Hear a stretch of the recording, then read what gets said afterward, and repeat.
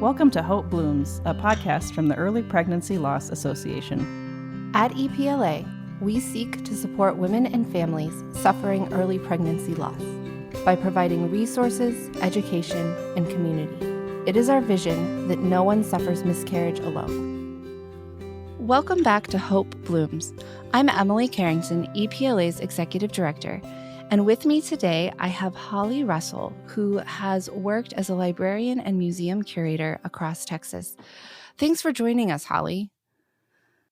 Thank you for having me. So today, this is going to be a little maybe off-brand of our normal podcast, but I think it is actually right at the heart of things that just continue to come up in all of our conversations about early pregnancy loss and what it is and what it looks like and how it affects families.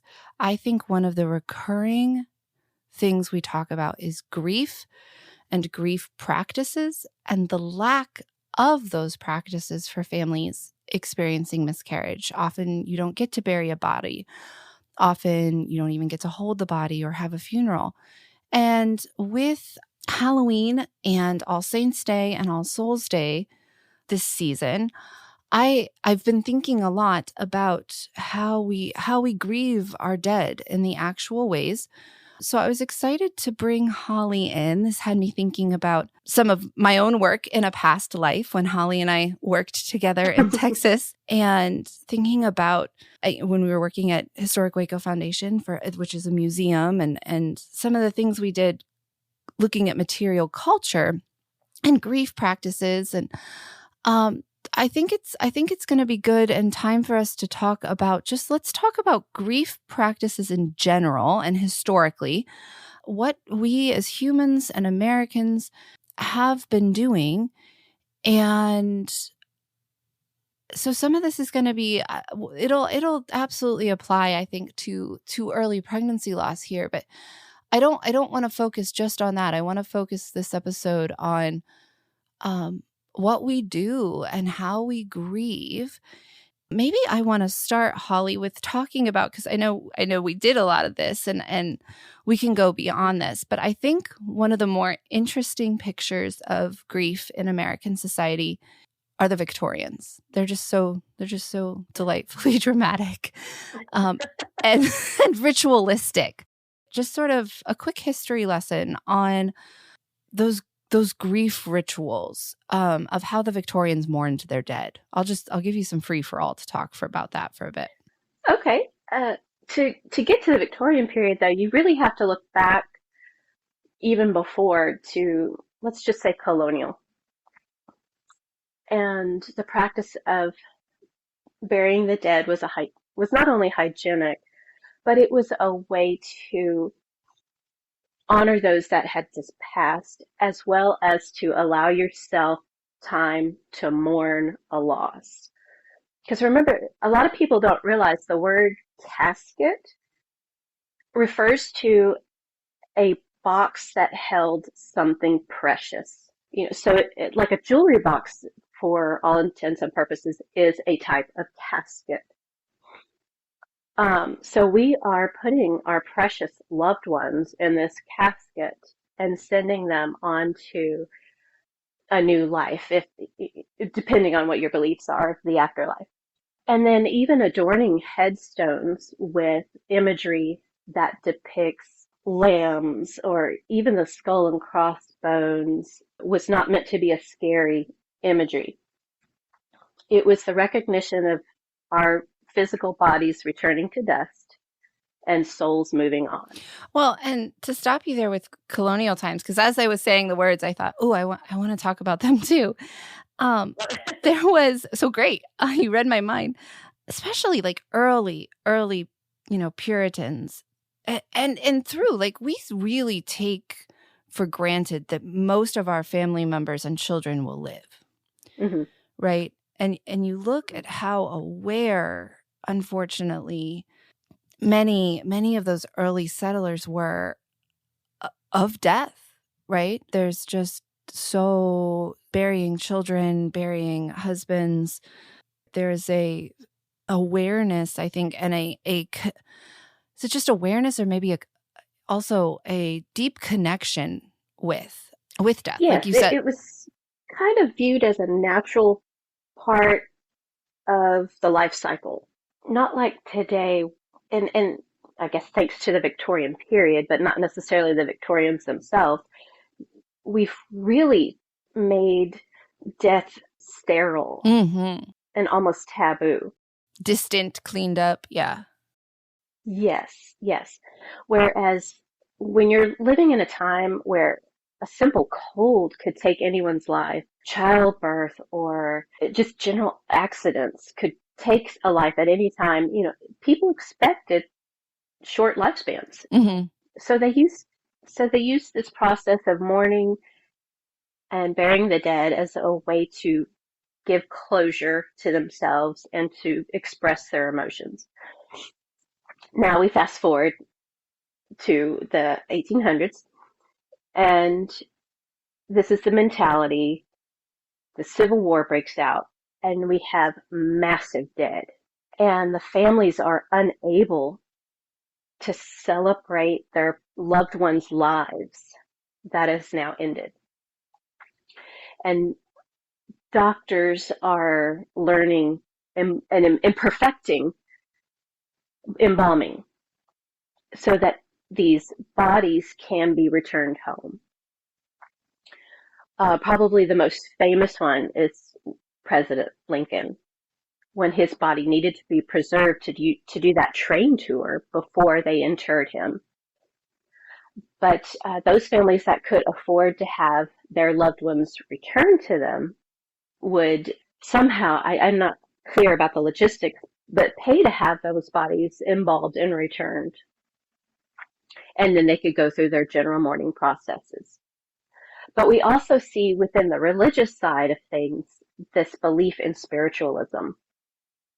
So you have the Christian belief that our bodies return to dust and our souls will rise either at the point of death or at Christ's return. But spiritualism believes that our souls stay here. And that gave rise to, I guess, seances, seeing ghosts. Now, ghost stories have gone through all of history, but it exploded at this time because you have families who'd lost loved ones and they can't get them back. So they're yearning for that connection, for that ending and celebration of life. Even, and I wonder even if there's like the eerie and the creepy and the scary, some sort of comfort in the presence that people might remain. I think it's really interesting that Civil War, and war, right, is sort of interrupts all, human, I don't even know what the word is. Ritual isn't enough, but it interrupts our very existence. But this distance and this desire for these bodies, these bodies really, really matter for your loved ones, and to have that required closure, and that sort of gives birth to this spiritualistic movement that's sort of separate from Christianity, or is separate, is an interesting, I think, outgrowth of sort of an onslaught, because I mean, right in the Civil War is like right on top of you, but also distant at the same time. Yes. And then following up on that, you have, well, even during this time, you have such an influence from Queen Victoria herself, such as the white wedding gown. I mean, before you just got married in a beautiful dress. After that, she made the white wedding gown popular. But then when her husband died, mourning practices really took on a new meaning and became exuberant, and like everybody wanted to do it to show how sad and remorseful they were. Right. So she grieved for her grieving ritual took how long? Do you remember? I think, well, technically till her own death. I mean, she always grieved. Yeah. She lost several children as well as her husband. Yeah. And so we have the covering of mirrors. And a lot of this also ties into superstition, such as mirrors can trap souls. So that's why they needed to be covered. But at the same time, you have the practice of giving funeral cakes to your guests that attended the wakes and memorial services. So today, churches may provide meals for the family that is mourning, but the Victorians provided meals to those who had to travel in. It's kind of flip-flopped around. So we've got this amalgamation of superstition, Christian beliefs, and just old-time practices. Flowers have their own language. So not only what are you putting around the body during the wake has meaning, but the scent itself was meant to mask the scent of decomposition. Right. But yet we still give flowers today. Right.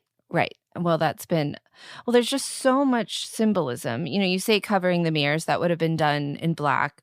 Obviously, the black mourning. I think there's so much of what we think of now, even, 150 years later, is so rooted in this period, right? We associate black with mourning, flowers with mourning. Obviously, we still embalm caskets. Now, there was a lot more. I think we've made it more distant, right? We're not holding funerals in our living rooms. And when did we see the rise of funeral homes? Have they always been available, or is that a newer? No, it's actually more modern. So we have the Civil War, and embalming starts and becomes perfected. And it was actually your cabinet makers that were our furniture makers that were your undertakers. So down in Texas, when you see these cities popping up, you'll see furniture and funerals in the same building. And it's the same person. And that's the reason why. Yeah, that makes sense, because they can make the caskets. Yes, exactly. And they have trucks to move things around. Exactly. They filled that need. Fast forward to a few years, just a generation basically, to World War I. So now embalming is perfected. And again, we're seeing mass casualties returning home and the necessity to store these bodies. Well, and we also have the flu epidemic of 1918. So we see the rise of actual funeral homes. And this was seen as not only a necessity to assist with those issues, but also as a kindness to those in mourning. Let us take it out of your home and let us handle it for you. You grieve. So while originally the wake was in a parlor of your house, we now have a funeral parlor. That's that connection for the terminology. But the same practices continues with the flowers, embalming, and then having this service, which is supposed to be similar to a wake, but has very much become shorter and more of just a memorial service. Because now you have funeral staff who tend to the dead. And again, the purpose of a wake was to really make sure the person was dead. It's a good thing to do. Yeah. I mean, you don't want to bury someone who's actually in a deep coma. But of course, if they've been embalmed, right, they really should be dead. So it's really someone taking on the position of to handle all these details, and we pay for their services to do it. And they just bring those customs along with them. And that begins the cleansing and sterilization of our understanding of mourning and funerals. Even today, when you attend funerals, you may see less people dressed in black. Yes. Even that simple custom is being lost. Yeah, oh, absolutely. And we're even losing sort of the custom of funerals in general. We gather, but we will as sort of memorial celebrations of life. And while I think that sentiment is appropriate, I think we can't lose. I think if we lose that too much, we lose our connection to the dead.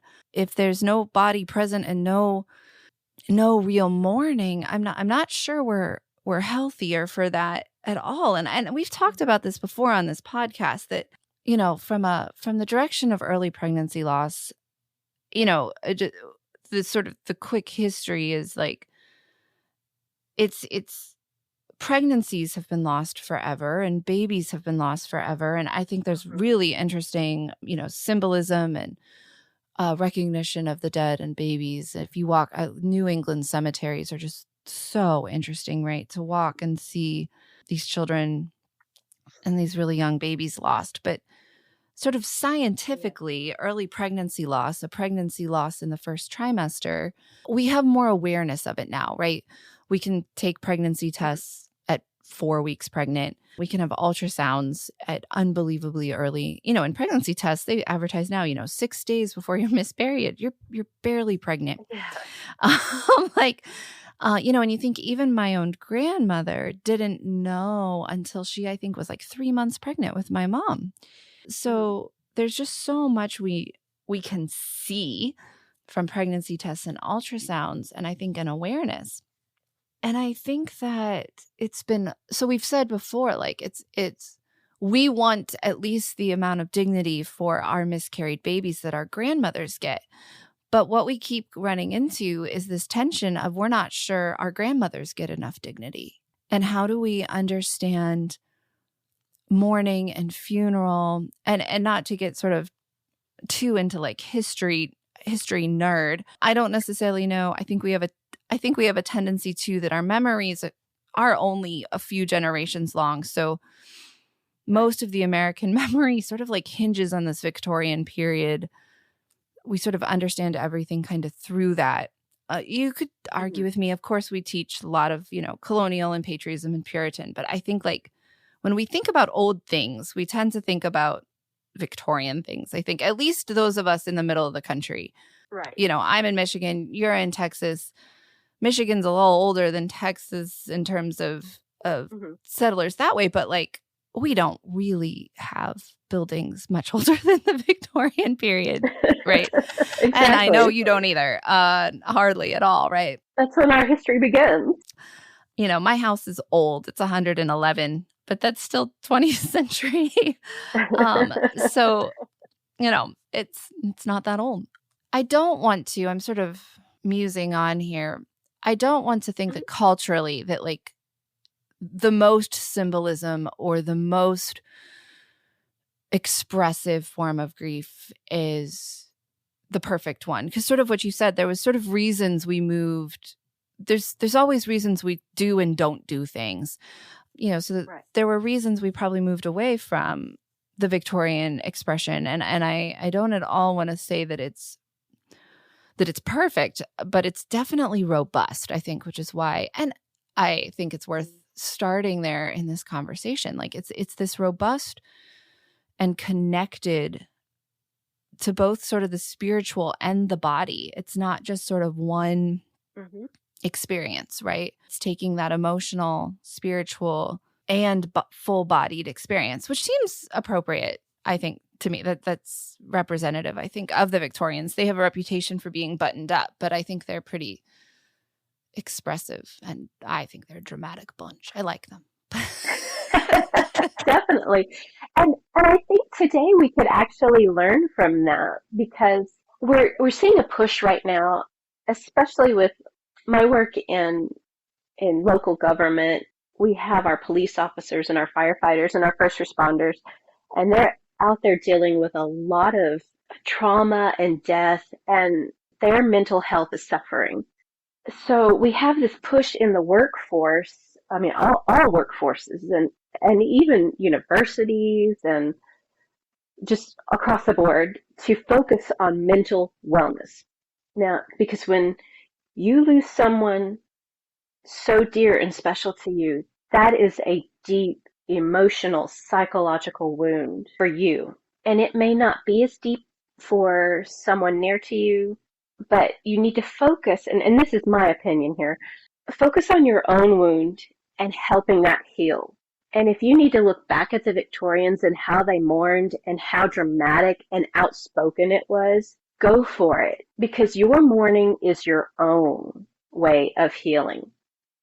Well, and I like the sort of, and this may sound a little different than what you're saying, and I don't mean it to be, but there's something sort of, we talk about that a lot with loss, that you're going to experience grief differently, and often families experience differently, right? And spouses experience it differently in different ways. But I like something sort of prescriptive, and maybe that's my difference, but something sort of prescriptive that carries you through and sort of gives you the next thing to do. And I think we have to hold that loosely. I think that there's something to, I think we can sometimes get, but I think we're returning to some of this, realizing that those rituals and things we may have called rules are actually not as, you want to hold those loosely so that they're helpful. They're not helpful if they're not helpful. But that they're, I think about other times, and again, maybe this is just my own needs, but I think about other times in my life, we were in a really, really tough season. We're in a really tough season, and we're in an Anglican church now, which is very prescriptive, and you work through the prayer book. And I remember just getting, all I could do was get me and my children to church. And there was no space for, extemporaneous prayers, for me making it up. There was not in my head. And I remember sort of floating through the liturgy. And did it mean anything? Was it my deepest expression? No, I was hardly present. But that working through that liturgy, somehow held on to me, by the collar loosely, you're going to be all right. There's rhythm and order in the world. And if you can't say these prayers, we'll say them for you, sort of holding on. And that, this liturgy has been spoken for many, many, many years, and these prayers are sort of surrounding you. And I don't want to get too deep into that, my own ritualistic and faith there, but I do think that speaks to something of rituals and form, and even if you can't feel them from the inside, might help usher you. Grief is just so all-consuming, right? So these, I can't, anytime I've experienced grief, I can't really think for myself. I remember the first time we lost a pregnancy, and a friend of mine said, I was just floating in air. I think this is getting to my point here. The first time I lost a pregnancy, I'm just sort of floating. I don't know what to do next, right? And I just feel completely lost, completely overwhelmed. And I remember maybe 2 days later, a friend of mine said, well, do something to mark the life of that baby. Let a balloon go, and she gave a couple ideas. And this is where I think what you and I said to come together. Letting a balloon go was not going to be the right thing for me. That just didn't really speak to me, but and it might for others. And I've done it, and that's great. But when she said the words, do something to remember and mark the life of your baby, I was like, that's brilliant. I've never thought of that before. And now that I'm in my right mind, I'm like, what do you mean why? But because there was no script, no rituals, no expectations, I was just floating in the abyss and could not think of it myself. And so I do think there's something to learn in that. One, grief is okay. And two, some script for how we respond to grief. And I want to, like I said, hold that loosely, and not, if letting a balloon go is, we don't need to make it so that, this is how you grieve. You let one black balloon go on this day. For heaven's sake, give us some options, right? And I think what, we're losing that in a general way. And, I think that's unfortunate for moms and families experiencing pregnancy loss, as they're trying to sort of get their footing among the grieving and the dead, as the grieving and the dead are sort of simultaneously losing their footing, if that makes sense. So, and I think too, we're talking about Victorians and colonial America, and I think that's right, because it's going to inform our cultural sense of grief. But my first grader's been coming home telling me all about, ancient Egypt burial rituals. and she's just all excited about, about the sphinxes protecting their treasure and the bodies and how that didn't work and and some of their superstition about why burying treasures and right and all of that kind of superstition. But these huge, all of human history, I think, has ebbed and flowed with these huge and then not huge ways that we sort of place our dead. Mm-hmm. So yeah, I think in some ways, even though it was understood death was a part of life, that maybe there was this thought that they didn't want to give up, that they didn't want to believe this was the end. mm-hmm. And so we do have, like, the ancient Egyptians believing they cross the Nile, have their heart weighed, and move on to eternal life with Osiris. We have Christian belief in the resurrection of the dead, or, going to heaven. Other religions have their own beliefs of the afterlife. But at the same time, again, the funerals are for the living, Mm-hmm. for us to mourn and process that death and loss, and eventually, in your own time, move on and be able to remember and celebrate. Right. And to have those, I remember I've said that so many times, funerals are for the living. And I was at a recent funeral Mm-hmm. and just had this overwhelming feeling of there's life after death. And I didn't mean that in some sort of religious afterlife way. I meant it as in we're all here living right now. And this funeral is reminding me that two-sided, that this is really, really, really sad. But there's a lot of life in this room too that is loving and grieving and caring and coming together. We're stopping and also going to get the world spinning again in some sort of hopeful way. And I think that's important. So the Early Pregnancy Loss Association, the other thing that made me think of this topic is we just bought a cemetery plot at our local city cemetery this is something we've been working on forever. We have been wanting to do a memorial bench, and we have thought about parks and gardens and walking trails, and we've had some false starts on this project. And it was never ooh, no, we don't want to do it there. It was just sort of things couldn't come to fruition. And finally, it hit me this needs to be in the cemetery.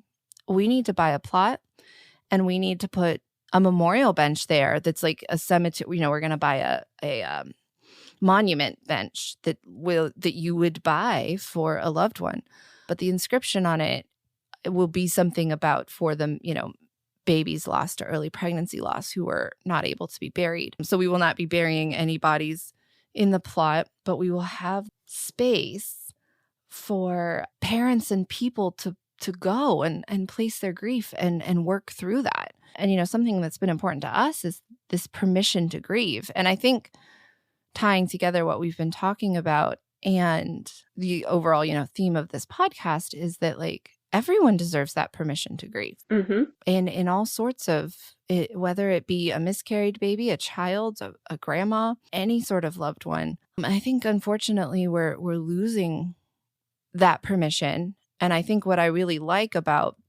the robust Victorian era is just there's so much. And I don't think it's funny that I'm saying this because I think a lot of times, like I said, the Victorians get portrayed as being so buttoned up. There's a lot of permission there to grieve. Oh yeah, definitely. So I think that's an important something we need to hold on to and not lose. And I think we still can because I think the Victorians did it. And we can do it too. I'm not necessarily. Maybe we should have more tea cakes and less seances. I'm not advocating for seances. But there is that like I said, that connection. And I think that there's lots of wisdom there. There really is, if you look at it through the objective lens rather than a macabre or, kind of how it's gotten twisted in the modern view of the Victorian world as being kind of weird and crazy. But I agree. I think the Victorians, as much as they really irritated me, I think they had it together probably more than any period when talking about their emotional understanding.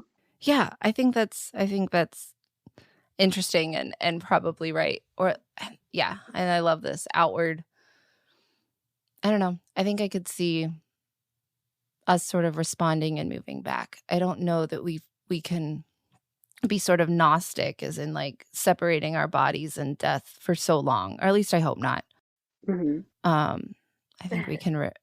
I hope and pray that, and I do think that there's an urge and a feeling, and this natural urge, right, to care and love and tend to your dead, and to care and love and tend to your emotions. Like you said, we are so aware of mental health and grief, and I think we need to be aware and then not afraid, and to work on it. We talk a lot about, often in pregnancy loss, you might have other living children, and how do you talk about it with them? And I think that's the beginning of normalizing death and the process of death, and that letting your children see, and we've not taken our children to every single funeral. There have been some situations that haven't been appropriate, but at the same time, letting them see that we can be sad and we can be okay and we can work through the grief process. And I think that that's really important in that sort of public death, makes it less mysterious and scary if we have some sort of public ritual. So yes, I wholeheartedly agree with that.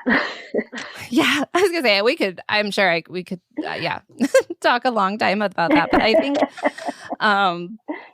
there's a lot there. But I think this has been a great conversation, and thank you so much for your insight and willing to run with my idea here, because this is a coming together of worlds for me, and I think something that's hard to think about but appropriate to think about. And we didn't talk about, maybe we could come around next year, we didn't talk about, I started to, but the All-Hallowtide, All Saints Day, and All Souls Day. And I know when I lived in Texas, that was sort of my first awareness of, Dia de los Muertos, and this expression of that, which I think is a whole other, we could have a whole podcast on, I'm sure there are whole podcasts on death, dying, and remembering your dead. So I thank you for talking. And yeah, I really appreciate it. Thank you so much. Oh, it's my pleasure.